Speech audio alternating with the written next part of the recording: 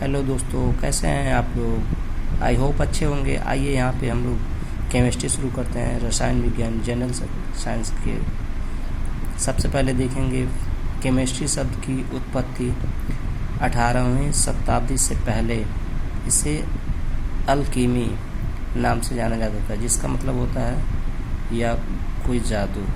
Okay, Latin word अलकीमी नाम से जाना जाता था। कब? 18वीं शताब्दी से पहले। और 18वीं शताब्दी के बाद से इसे किस नाम से जाना गया? कीमिया। मिस्र भाषा का शब्द क्या है? कीमिया।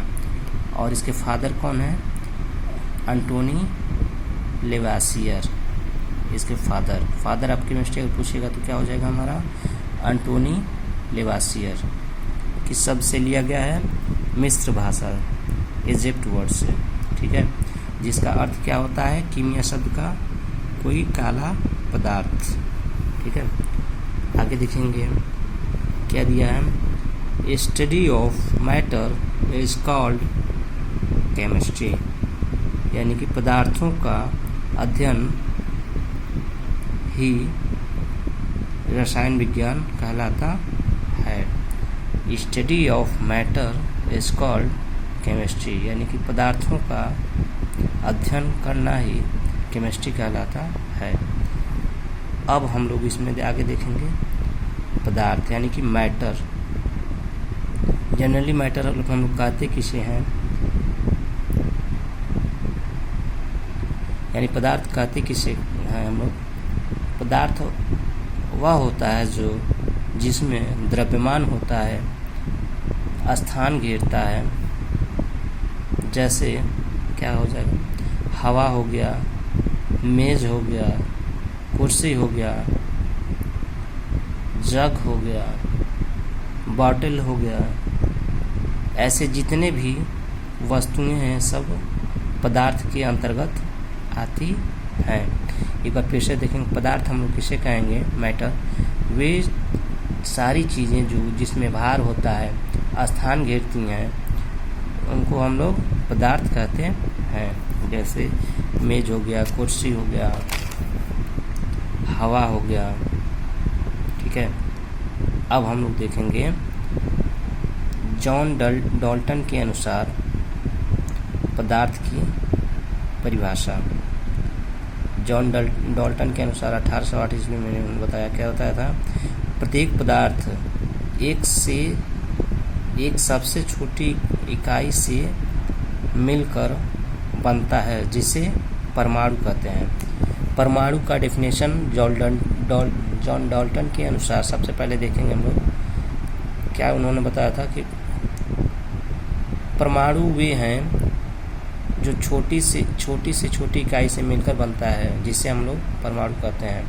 फादर ऑफ एटम, यानी कि परमाणु का जनक किसे कहा गया? जॉन डाल्टन को। अगर पूछेगा हमसे परमाणु के जनक, तो क्या बताएंगे? John Dalton. ठीक है, आइए आगे देखते हैं।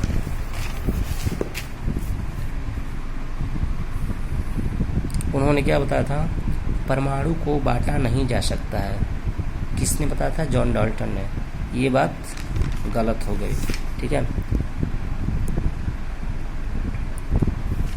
इसको 3 अपरमाणु कण में बांटा जा सकता है, यानी 3 सब एटॉमिक पार्टिकल्स के रूप में बांटा जा सकता है। कौन कौन?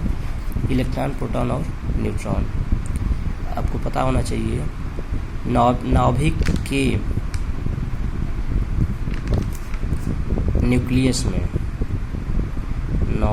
न्यूक्लियस में प्रोटॉन और न्यूट्रॉन पाए जाते हैं, और नाभिक के बाहरी कक्षा में इलेक्ट्रॉन उस चक्कर लगाते रहते हैं। ठीक है, नाभिक के बाहरी कक्षा में इलेक्ट्रॉन पाए जाते हैं। अब हम लोग पढ़ेंगे स्टेट ऑफ मैटर्स, पदार्थ की अवस्थाएं। पदार्थ की कितनी अवस्थाएं होती हैं? बेसिकली हम लोग पढ़ते थे पदार्थ की 3 अवस्थाएं पाई जाती हैं, लेकिन यहाँ पे हम लोग देखेंगे पदार्थ की 5 अवस्थाएं होती हैं।